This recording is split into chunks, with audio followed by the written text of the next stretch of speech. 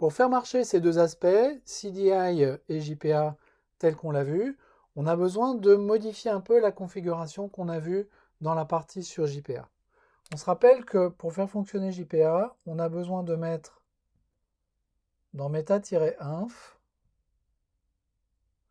un fichier qui s'appelle persistance.xml avec tout un tas de configurations dedans, notamment deux points de configuration importants qui sont le provider JPA qu'on veut utiliser, et on a vu comment l'utiliser avec Hibernate ou avec Eclipse Link.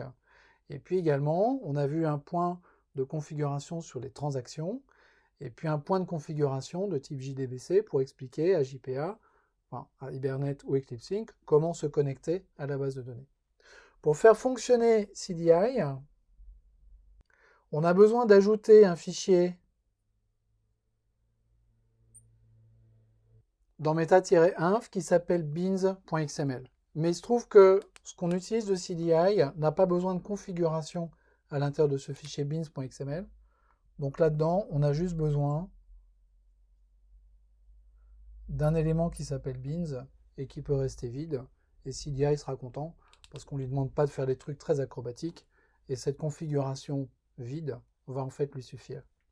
En revanche, dans le persistance XML, on a besoin de changer les choses un petit peu par rapport à ce qu'on a fait dans la partie JPA. On se rappelle que dans le persistance XML, on avait un sous-élément persistance-unit avec un premier attribut name qui va prendre la valeur JPA. Ça, c'est le nom logique de notre unité de persistance. Et un deuxième attribut transaction type. Et dans tout ce qu'on a vu jusqu'à présent, ce transaction-type, il avait pour valeur ressource locale. Et ben dans un contexte Java EE, il va avoir la valeur JTA. Et ça veut dire que les transactions sont gérées automatiquement par le container Java EE et qu'on n'a plus le droit de les gérer à la main. Deuxième élément de configuration de notre persistance unit, après l'élément provider, donc on a l'élément provider qui nous permet de dire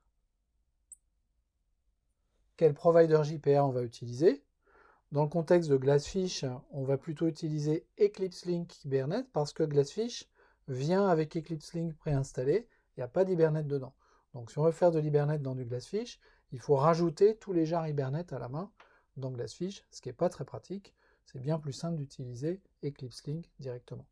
Donc après l'élément provider, on va rajouter un élément qui s'appelle jta-data-source et qui va prendre une valeur, par exemple, jdbc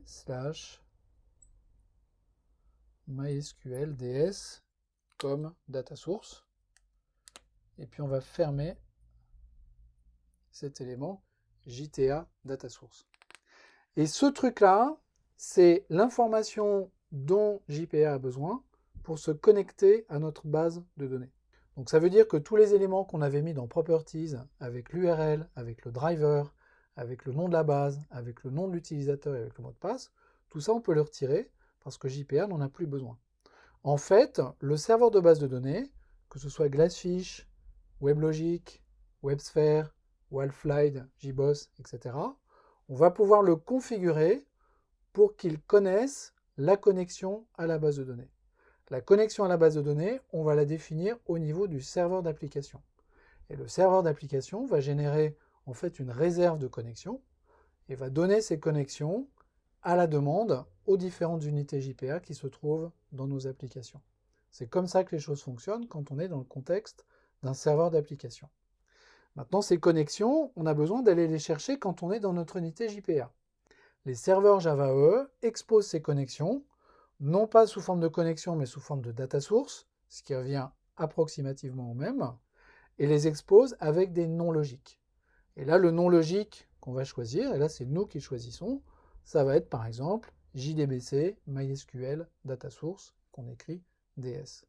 Donc ça veut dire qu'au niveau de Glassfish, il va falloir configurer une réserve de connexion vers une base de données MySQL qu'on va associer au nom logique qu'on va répéter ici. Ça, c'est un point de configuration qu'on verra quand on verra la configuration de Glassfish. Donc voilà l'évolution de la configuration du persistance XML en contexte Java EE. Le transaction type, c'est nécessairement JTA. On ne gère plus les transactions en la main, on n'a plus le droit de le faire. C'est le container Java EE qui gère les transactions pour nous. Et le container Java EE va également générer les connexions à la base de données et les exposer au travers d'un nom logique que l'on va fixer dans la configuration du serveur Java EE et que l'on va répéter ici dans cet élément JTA data source dans notre persistance.xml.